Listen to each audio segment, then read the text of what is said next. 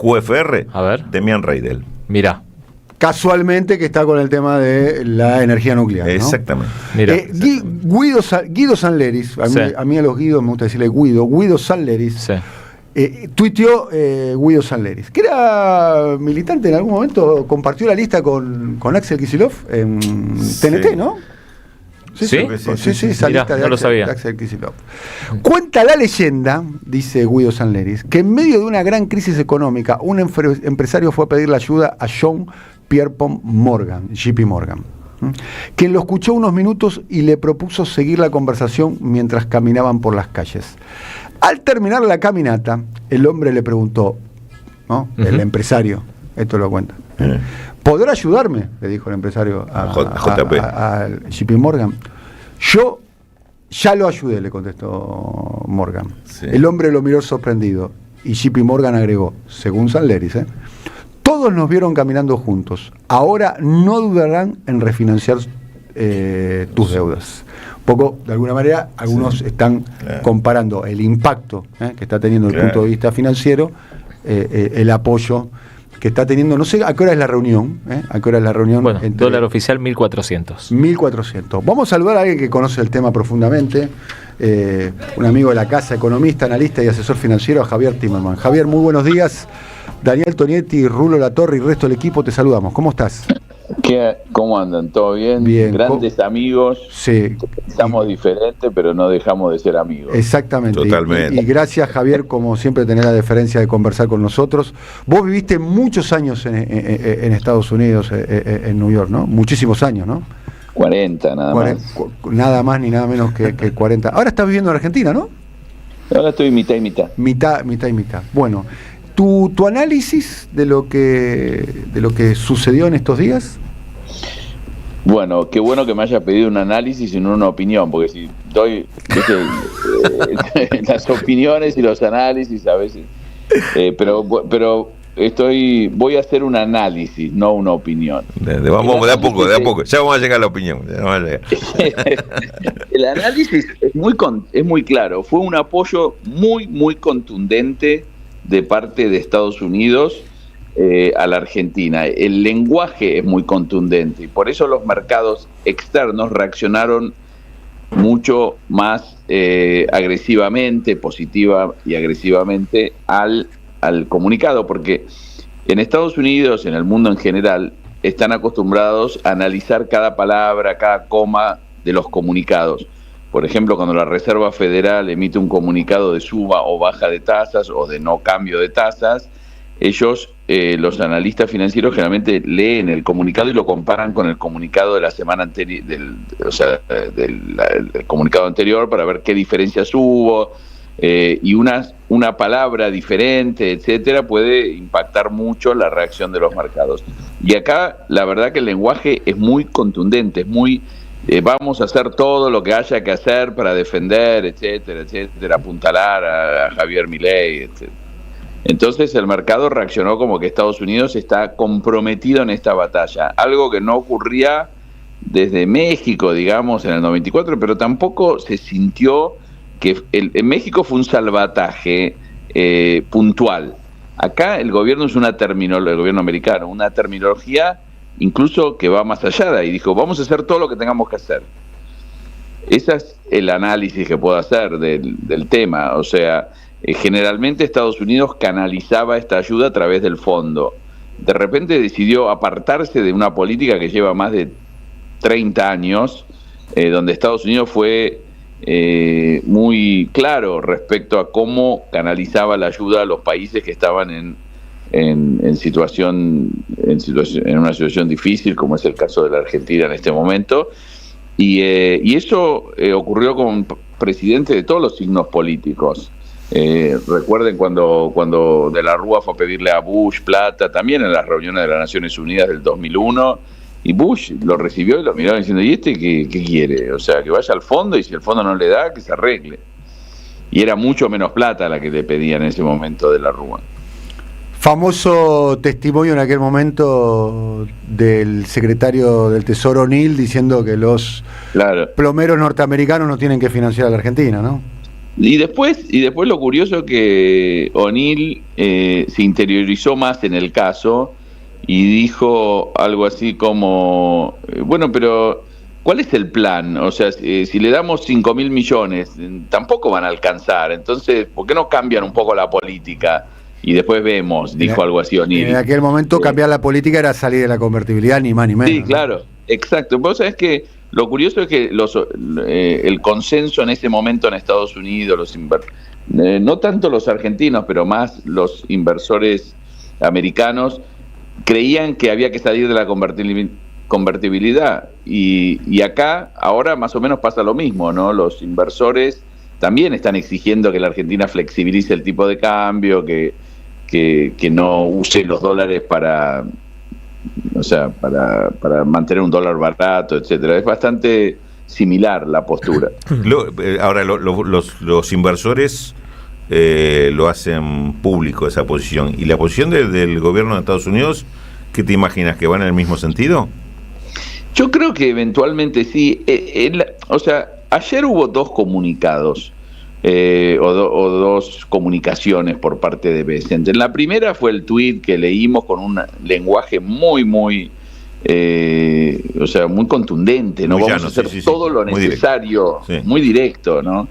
Y después creo que en una conferencia de prensa o en una charla con periodistas, él profundizó un poco más y habló de una relación estratégica, geopolítica, un alineamiento con un país que está alineado ideológicamente con Estados Unidos. Habló del rumbo de Latinoamérica más hacia la derecha. Habló de Colombia, me imagino que también debe pensar en Chile. Y bueno, yo creo que va por ese lado, ¿no? Es realmente un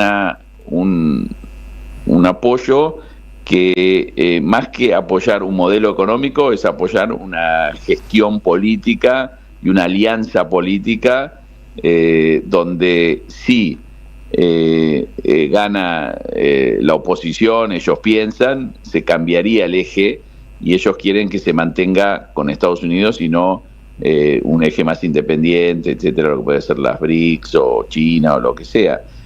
Me parece que pasa por ese lado, pero creo que eso es ¿por qué se involucra a Estados Unidos de manera tan contundente?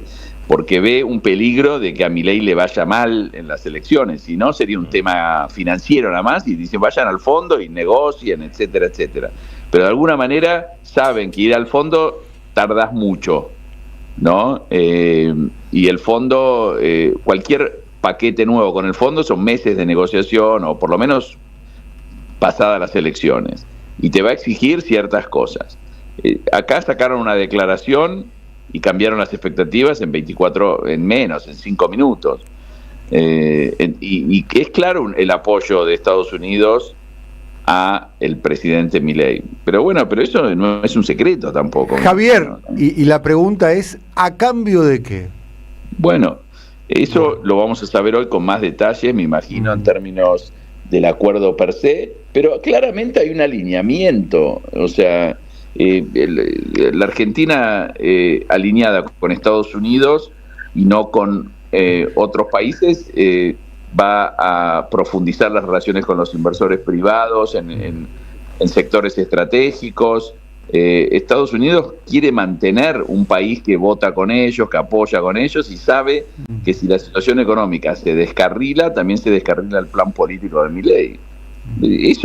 Pero eso no es una opinión, ¿viste? Eso es obvio que incluso cuando Argentina fue al fondo en abril, el fondo hubiese sido más estricto con Argentina. Después de lo que pasó con Macri, etcétera, y fue Estados Unidos el que presionó para que hagan un paquete más grande, etcétera. Y yo me acuerdo que en ese momento la gente decía, Trump es un presidente que se involucra tanto en ciertas cosas, o puede involucrarse, o tiene las características de involucrarse, y hoy en día en Washington, me decían en abril, en marzo, cuando se estaba negociando el acuerdo con Argentina del fondo, nadie va a ir contra Trump, porque Trump es capaz de hacer cualquier cosa, no respeta tampoco las burocracias tradicionales del fondo, del Tesoro, etcétera. Ayer me preguntaron a la mañana, a las 7:30 en un programa, si creía que antes que salga el anuncio de Bessent, si yo creía que iba a haber ayuda americana. Y le dije, mire, con cualquier otro presidente diría absolutamente no, pero cualquier presidente de cualquier signo político americano. Estamos hablando con Javier Timerman. Javier, ¿nos escuchás?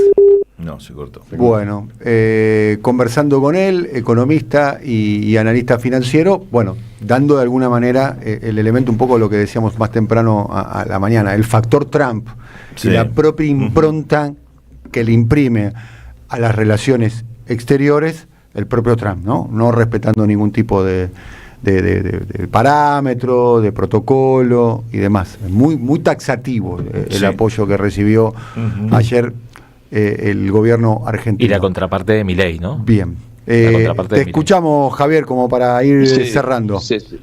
No digo, se cortó. Sí, se cortó. Mientras estabas escuchando de alguna manera, explicando un poco el factor Trump, la propia... Que te preguntaban y bueno, decías, en otro país seguro que no tendría apoyo de Estados Unidos, pero... ¿Cómo? No, que justo estabas explicando que si te preguntaban si iba a haber apoyo de Estados Unidos, vos contestabas que si fuera otro país dirías absolutamente que no.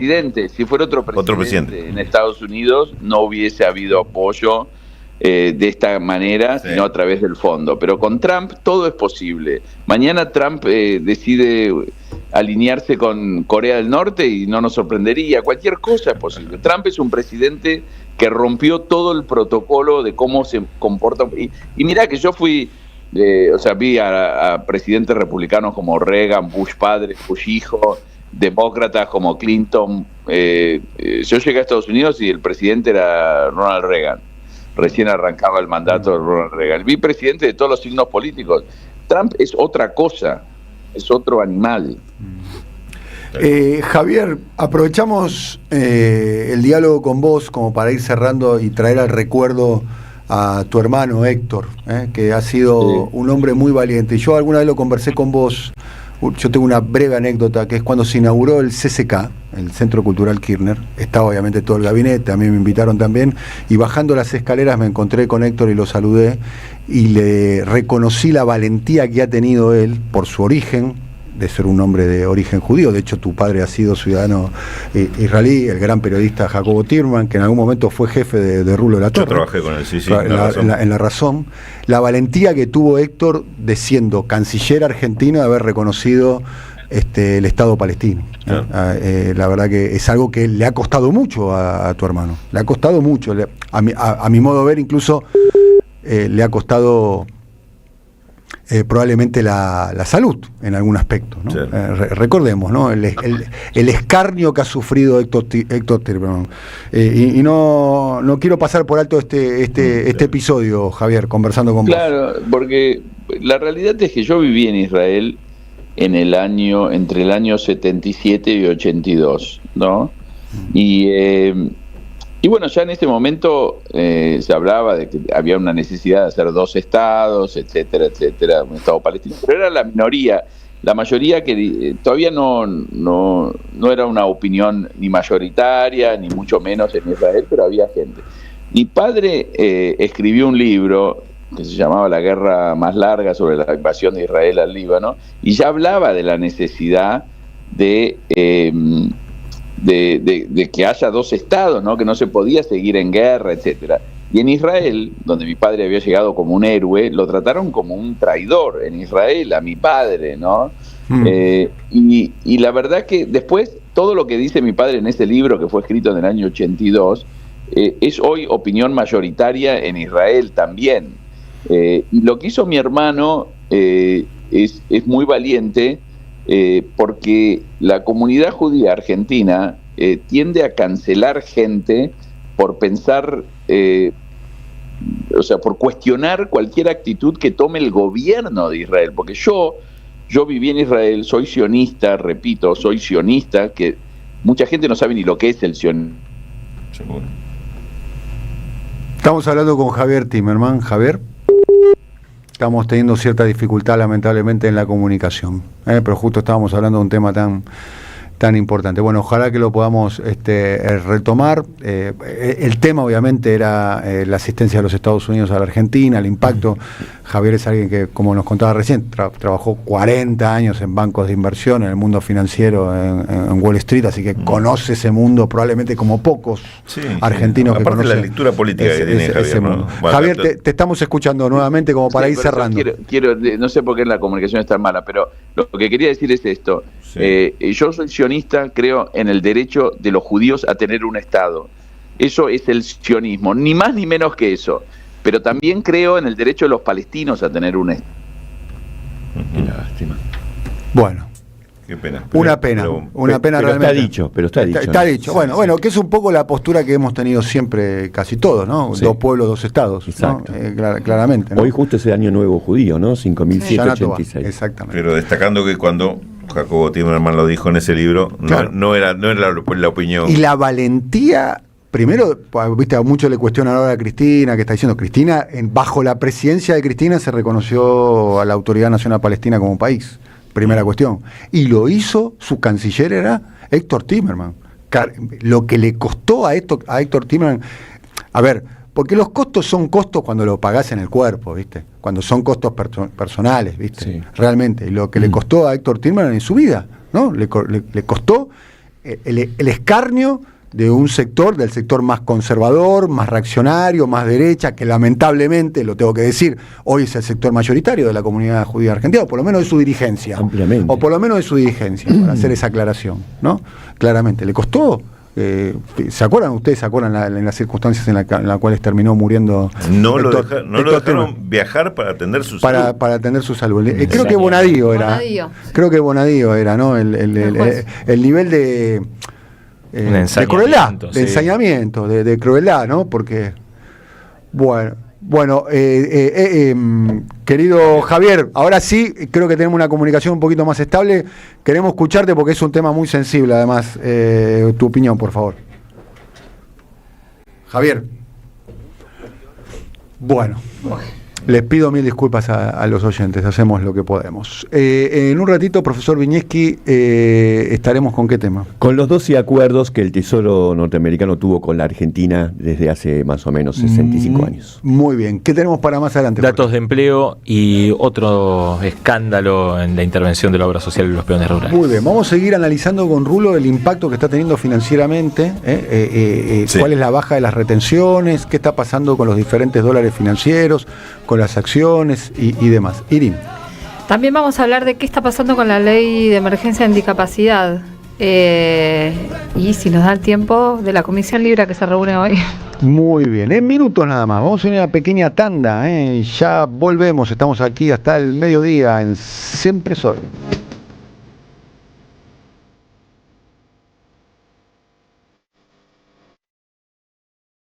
Siempre Soy, con Daniel Tonietti. Deja tu mensaje en nuestra línea de oyentes de WhatsApp 11 3000